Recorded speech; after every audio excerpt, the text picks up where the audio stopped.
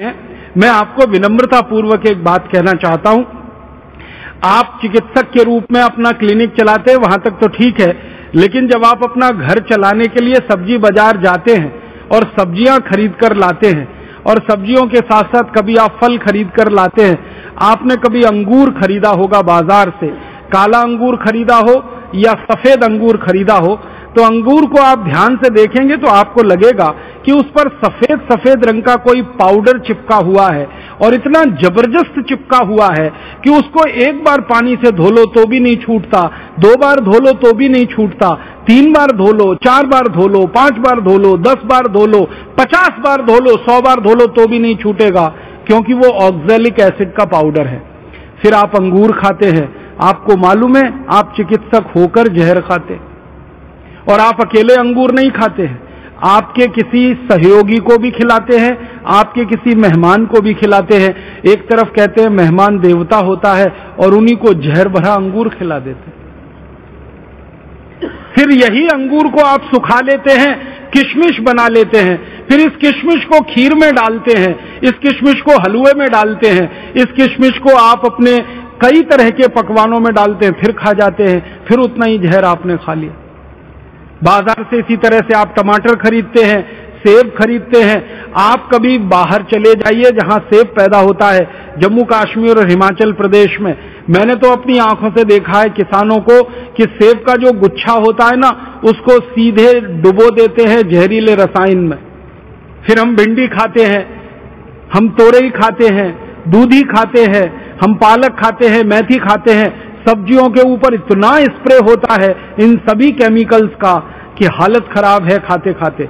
एक साधारण भारतवासी कल्पना करिए, साल भर में 200 मिलीग्राम जहर खा जाता है सब्जियों के रूप में, और एक साधारण भारतवासी गेहूं, चावल, चने, दाल पर जो यूरिया डाला गया, डीएपी, सुपरफॉस्फेट डाला गया, उसके रूप में करीब करीब 1 किलो 700 ग्राम रसायन खा जाता है।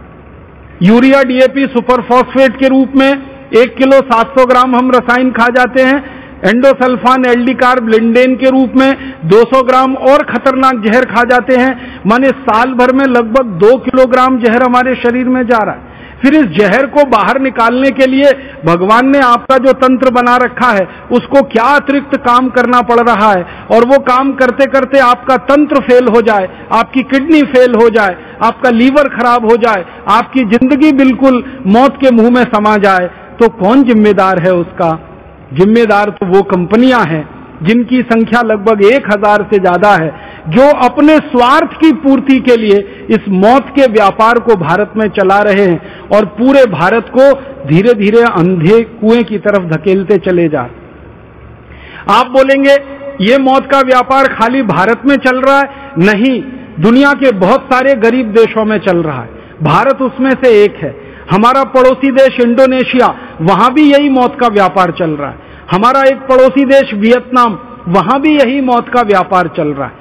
हमारा एक पड़ोसी देश अफ्रीका, वहां भी यही मौत का व्यापार चल रहा है। दुनिया में जो गरीब देश माने जाते हैं, जो विकासशील देश माने जाते हैं, जो अभी तक अमीर नहीं हुए हैं, समृद्धशाली नहीं हुए हैं, ऐसे 150 से ज्यादा देशों में यही मौत का व्यापार चल रहा है। और यही 1000 कंपनियां हैं जिनके नाम हैं, वो इन देशों में भी यही मौत बांट रही हैं। और इन सभी देशों में एक ही तर्क चलाया जा रहा है, कृषि उत्पादन बढ़ाना है, अनाज को खराब होने से बचाना है, इसलिए ये सारा जहरीला रसायन खेतों में डालना है। अब जब इन कंपनियों को यह कहा जाता है कि उत्पादन अगर कृषि का बढ़ाना है और अनाज को खराब होने से बचाना है, फल सब्जियों को सड़ने से बचाना है, तो ये काम तुम्हारे देश में क्यों नहीं करते? अमेरिका में क्यों नहीं ये जहर बना के बेचते? कनाडा में ये जहर बना के क्यों नहीं बेचते? जर्मनी और फ्रांस में ये जहर क्यों नहीं बिकता है? यूरोप के दूसरे देशों में ये जहर क्यों नहीं बिकता है? अगर अन्न का उत्पादन उनको बढ़ाना है भारत जैसे देशों में, तो उनके अपने देश में भी तो अन्न का उत्पादन उनको बढ़ाना होगा। हमारे भोजन को अगर उन्हें बचाना है तो उनके अपने देश में भी होने वाले भोजन को तो बचाना होगा।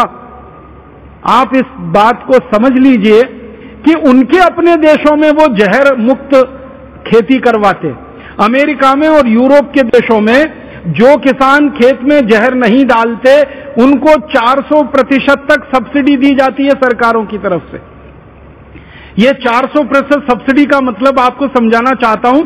अगर कोई किसान अमेरिका और यूरोप में $100 का उत्पादन करे और उस खेत के उत्पादन में वो 1 पैसे का भी जहर ना डाले, यूरिया डीएपी ना डाले, एंडोसल्फान आदि ना डाले, तो उस किसान के $100 के उत्पादन को सरकार $400 में खरीदती है, ज्यादा कीमत दे के खरीदती है। $100 के उत्पादन को $400 में खरीद लेते, फिर दुनिया भर के देशों में उसको वो बेचते हैं, ये अलग बात है।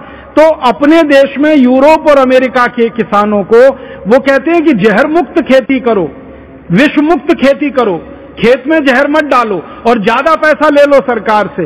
और वही देश की कंपनियां भारत में आकर उल्टा काम करती हैं, जहर युक्त खेती कराती हैं, विष युक्त खेती कराती हैं और हमारे खेतों की धमनियों में, हमारी धरती माता की धमनियों में इतना जहर, इतना जहर, इतना जहर डलवा दिया है कि आपके खून में, मेरे खून में, भारतवासियों के खून में ये जहर आने लगा है। हमारे देश में कई वैज्ञानिक संस्थाओं ने तो यहां तक रिसर्च करके बताया है कि माताओं के दूध में अभी एंडोसल्फान पाया गया है, माताओं के दूध में एलडी कार्ब पाया गया, माताओं के दूध में लिंडेन निकला है, माताएं अपने नौनिहाल बच्चों को जो दूध पिलाती हैं उसमें ये जहर पाया गया है। आप सोचिए कि ये जहर कितने बड़े पैमाने पर, कितने बड़े स्तर पर हमारे देश के लोगों के स्वास्थ्य के साथ खिलवाड़ कर रहा है। बहुत बड़ा मौत का व्यापार ये हो रहा है।